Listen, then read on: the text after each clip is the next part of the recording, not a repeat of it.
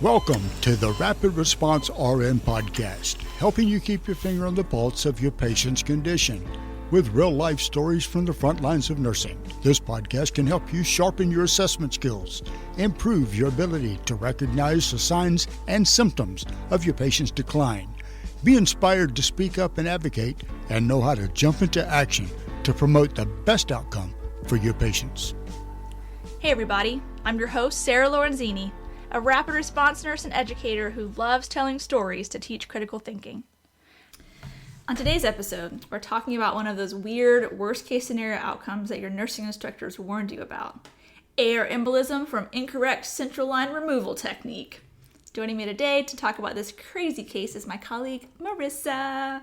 Marissa, welcome to the podcast. Thank you for having me. So before we dive into the story, I wanted to take a minute to introduce you to my listeners. Y'all, Marissa is truly one of the best nurses that I know. She's super smart and equally compassionate. Her personality takes up a lot of space in the room, but so does her heart. When I started the rapid response team at our hospital, she was the first person I recruited because she's just the ideal rapid response nurse. She genuinely cares about every patient. She will fight to the death to get patients what they need. She loves to teach and support nurses, and she knows her stuff. I love, love, love saving lives with Marissa. Marissa, do you remember how we met? I'm pretty sure it was when our neuro ICU was starting up, and you brought me in to make this video. Well, it goes back a little before that. So I didn't know you at all. It was like maybe 5 years ago. I was the ER educator, you were the ICU charge nurse, and somehow we ended up at this meeting about implementing the 23.4% hypertonic saline administration. And you were talking about how important it is that we properly educate the nurses before we roll out this new intervention. And you were just super passionate about advocating for that and advocating for the patients and for your team. And I was like, who is that girl? She is my people. I ended up convincing you to make that educational video that we showed at Shift Huddle for like 2 weeks straight about hypertonic saline. I think it's actually still on YouTube if anyone wanted to look it up. I'm sure Marissa would love everyone to see it since she filmed it at 8 a.m. after her third night shift in a row. But needless to say, we've been friends ever since. So Marissa, tell my listeners how long you've been a nurse, what types of nursing roles you've held, and what drew you to the rapid response role in the first place. Okay, so I began my nursing career about 9 years ago as a med-surg nurse in hematology oncology. I grew within that department. I had great people instill knowledge into me about chemotherapy, about blood transfusions, about the blood components of each individual patient. And as I grew and learned more, another thing that began to catch my attention was patients that began to decompensate and needed aggressive intervention. That desire to continue to learn and continue to grow as a nurse kind of drove me to the intensive care unit. So after about a year doing med-surg, I moved to ICU. And there was just a plethora of knowledge that was there to be learned, a plethora of experienced nurses that just wanted to pour information into me as a new grad coming in. So I just got to be a sponge and soak all that up. As I continued to grow in that career, I was asked to be a charge nurse in the ICU, and one of our responsibilities was to work as rapid response. So I would go to all of our code blues on the floors, all of our rapids, and would intervene for the patient and then rush back to the ICU to help take care of my patients and my team there. Another aspect of the role that I grew to love and cherish the most about my job was being able to advocate for patients in the emergency department as well. As an ICU charge nurse, I was in a lot of ways the gatekeeper to getting an ICU bed. One of the ways that I helped facilitate that was I would go and look at the patients in the ER. I would talk to the staff. I would ask them how I could help them, how I could support their team in order to move the patient to a higher level of care as soon as we possibly could. Because at the end of the day, that's the part that matters. Despite differences in opinion, despite a lot of arguments that go between the ER and the ICU, at the end of the day, the only part that matters is the patient. So one of my big pushes as a charge nurse there was to try to rebuild that relationship between our ER and our ICU and to try to help bring the two departments together to better advocate for our patients. And honestly, Marissa, I would say that you effectively pulled that off. Like, you really did bridge the gap, tear down the silos, whatever you want to say, between the ER and the ICU. And I feel like today we have a much better working relationship because of some of the groundwork that you laid, working night shift in the trenches between ER and ICU. So thank you for doing that. So you did ICU for a while. You got Hospital Nurse of the Year. And then what made you want to go cardiac ICU after that? So like you said, I'd been in ICU for a long time, but I felt like there was a piece of my nursing career that could still expand within the facility. So I had not had any experience with cardiovascular ICU, balloon pumps, embolis, or open heart surgery. So I went ahead and transitioned into our cardiac ICU, where I could get the opportunity to learn that patient population, something that I had not had any interaction with before, cardiogenic shock, things like that. And eventually I got the opportunity to join our ECMO program as well. So I got the opportunity to be involved in nearly every aspect of nursing and advanced care within our hospital. ER, medical ICU, neuro ICU, cardiac ICU, ECMO nurse, and then Sarah comes knocking at your door. Come back and do rapid response, Marissa. You know that was your favorite part, and genuinely it was. So it was a difficult decision because I was comfortable in cardiac ICU. I had my patient population down. I was comfortable, but sometimes you got to get a little bit uncomfortable and go back to something that you love. So transition back to rapid response with Sarah full time, and you've been rocking it ever since. Couldn't do anything else now. Absolutely. So now let's talk about this interesting case. So I wasn't working that day. I think you were by yourself. Yep. You get the rapid response page. You arrive at the patient's room. How did they initially present? Like, what did the nurse say they called a rapid response for? What were your initial thoughts? So I walk in the room. The staff had originally called the rapid response for altered mental status. The patient had been conversant, talking about an hour prior. The staff had gone into the room to check on the patient, and she had pulled her trialysis catheter out of her right IJ. She pulled it herself. She took it out herself. Okay. So the patient had originally been admitted to the hospital for altered mental status, lethargy, and hyperkalemia. So she had had a few days of dialysis, had improved. Her mental status had gotten better. She was talking, conversing, back to A&O times 4, and then about an hour prior to this, the staff had seen her, and at the time of the rapid response call, she was unresponsive, would not respond to a sternal rub, was very much different from her baseline. So I'm sitting there talking to the staff. They're sharing this history about her, and I start looking at the patient. They checked a blood sugar. It was within normal limits. Her vital signs were hemodynamically stable. She was oxygenating well, satting 98% on room air, but she just wouldn't wake up. So I'm looking at her face, and I see some facial droop on the left-hand side. So I'm looking at her, and staff's like, that's new. The provider's in the room. She's like, we should call a stroke alert. I'll order a CAT scan. So we call a stroke alert as I pack the patient up and roll them down to CT scan. We get down to CT. The stroke team meets us downstairs. I share patient presentation and what's new. We get our non-con CT scan, and our neurologist at the time pulls it up on his phone and says, oh, wow. I've never seen that before. How did that get there? Okay, so let's review. Because we get these kind of calls all the time. Hey, rapid response nurse, this is my patient. They're not how they usually are. So always my first thought is like, oh, their blood pressure must be low. But the blood pressure is fine. Yep, 140s over 70s. Oh, their blood sugar must be low. 148. But their blood sugar is fine. Yep. Oh, their CO2 must be really high. But that didn't seem, not from her history. Okay. But then you notice the facial droops. Now you're like, oh, stroke. Okay. Which usually comes from a blood clot to the brain or bleeding to the brain. But you're in CAT scan. And what did y'all see in the brain? There was air. What? Throughout the entire right side of the patient's brain. What does air on the CAT scan look like? It's black.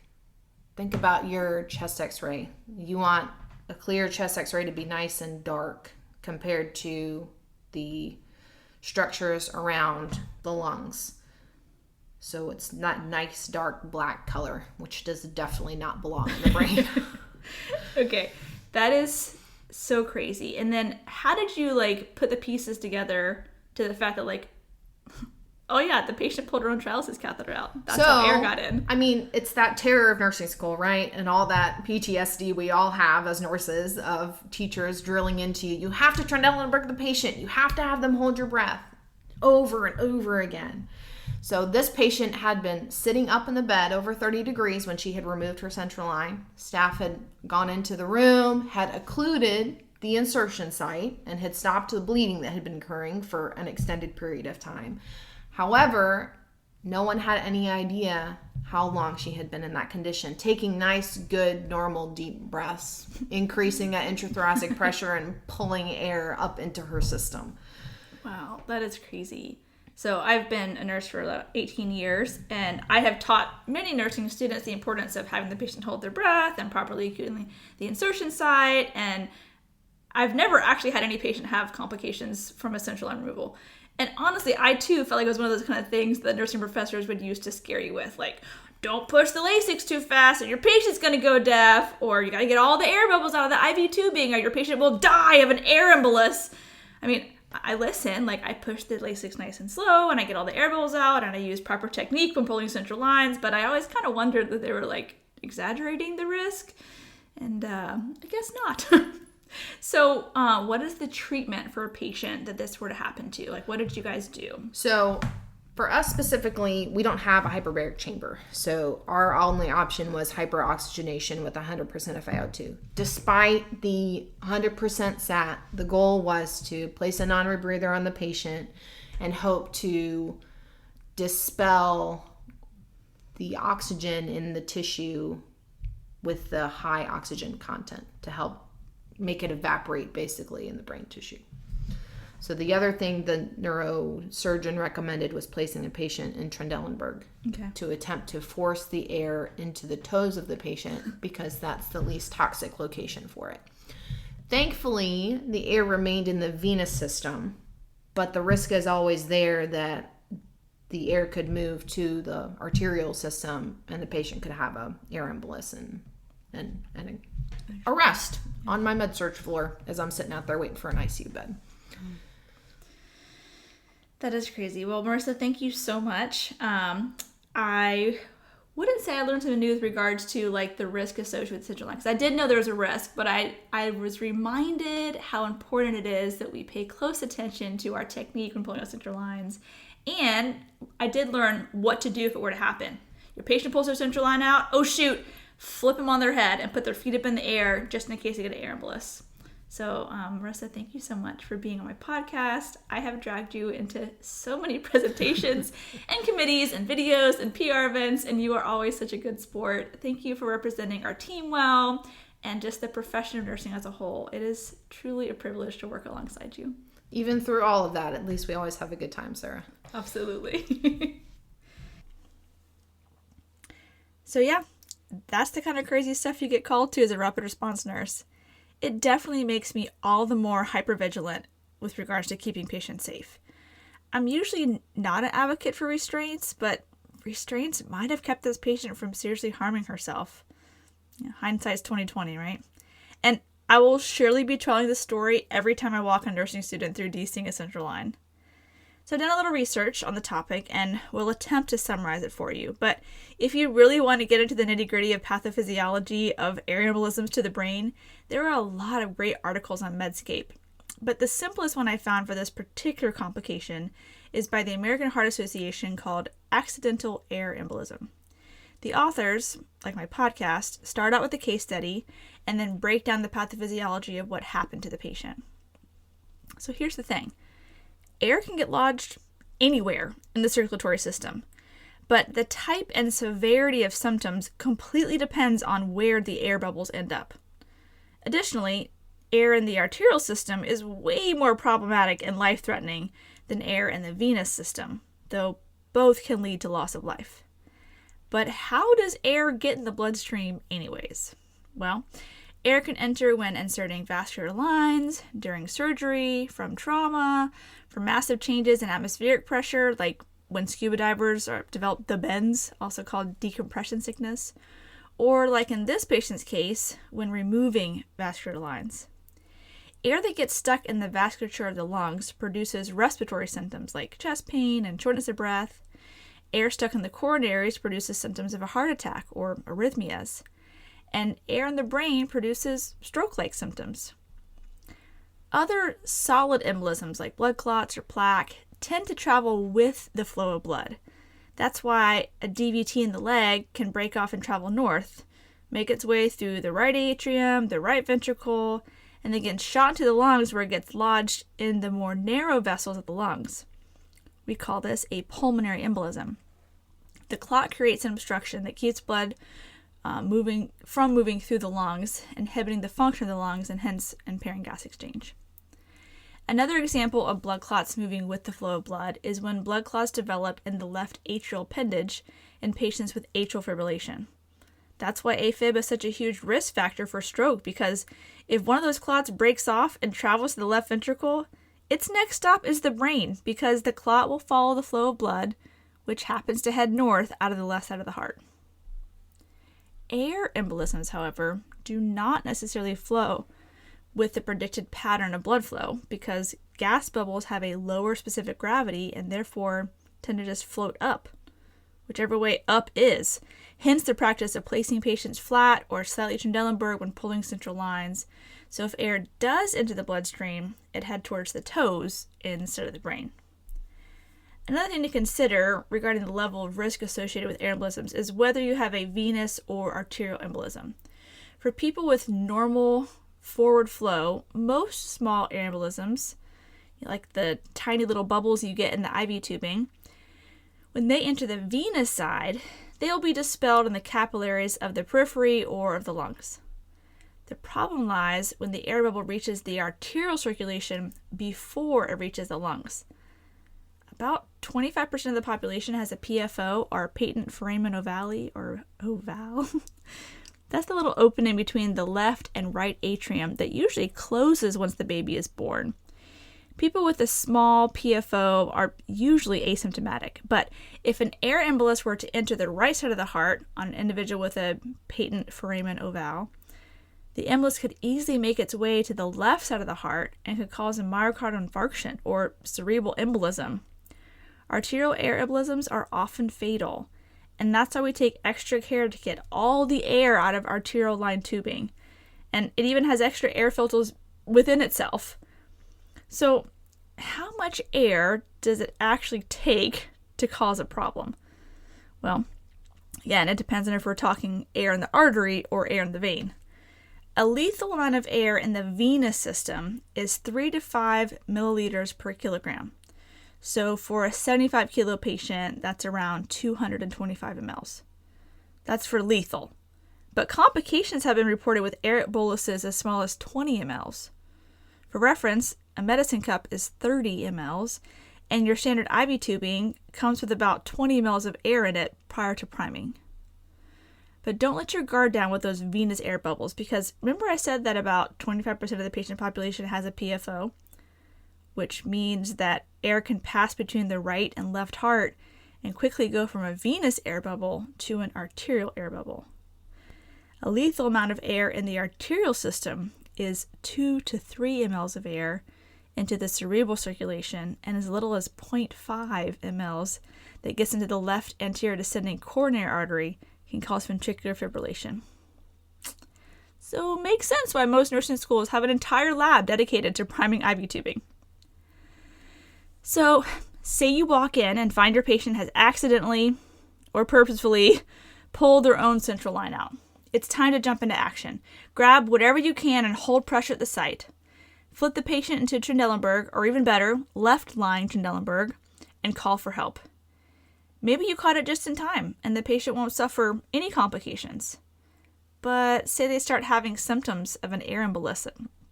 Maybe an air embolus that's occluding flow to the heart muscle and the patient gets chest pain or shortness of breath. Or they start to have change in mental status or stroke-like symptoms. Put the patient on a non-rebreather mask and activate your rapid response team. So what can you do in the meantime while you're waiting for them to arrive? And really, this goes for any emergency. Obviously, think ABCs, right? Is the airway patent? Do I need to help them with their breathing? How is their circulation? Do I need to help support circulation? And once you've established that there's no imminent life threats, then start by grabbing a fresh set of vital signs.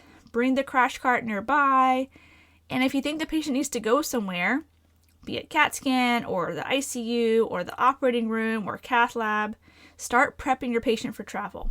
Clear a path for the door. Disconnect all the things that won't be coming on the journey with them, like the call bell or the phone or the tube feedings. Grab one of those poles that attaches to the bed so that you can move the IV pump over to it.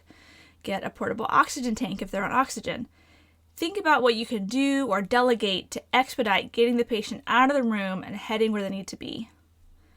Once the rapid response team arrives, just be ready to give a quick summary of what led up to the event, and then be available to help stabilize the patient or get them where they need to be going. You don't have to have everything fixed or even figured out by the time the rapid response team arrives.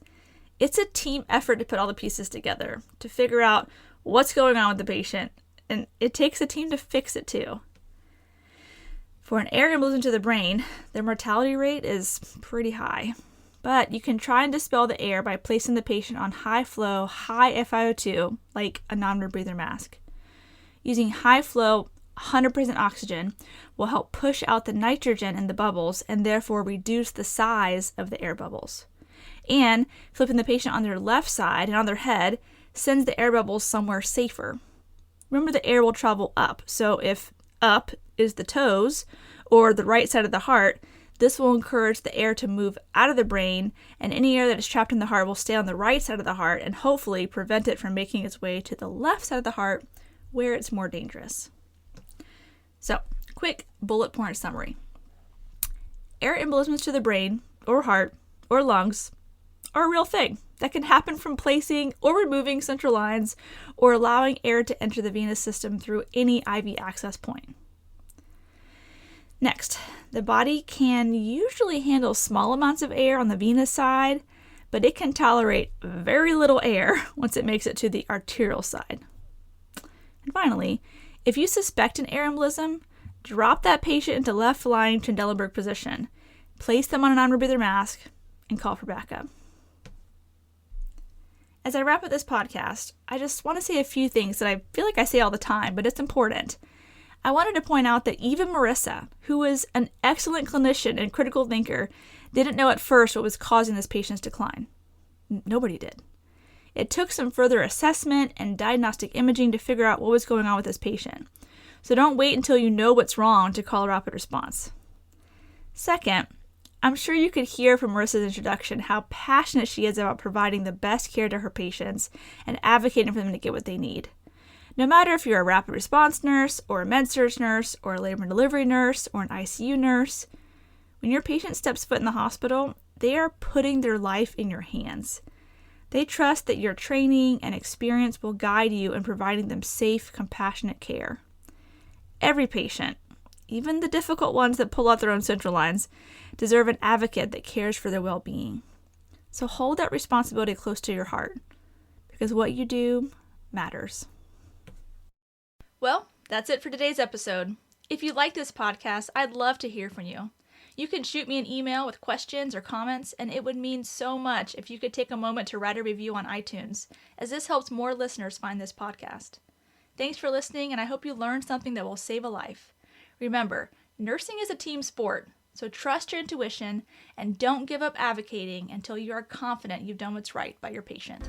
You've been listening to the Rapid Response RN podcast. The views and opinions expressed on this show are that of Sarah Lorenzini and hers alone. They are not intended as medical advice and should not take the place of your institution's policies or procedures. Evidence-based practice is ever-changing, and your patient's care should reflect the current best practice. If you want to get in contact with Sarah, you can find her at rapidresponsernpodcast@gmail.com or on the Rapid Response RN Podcast Facebook page, as well as the podcast website, rapidresponsern.com.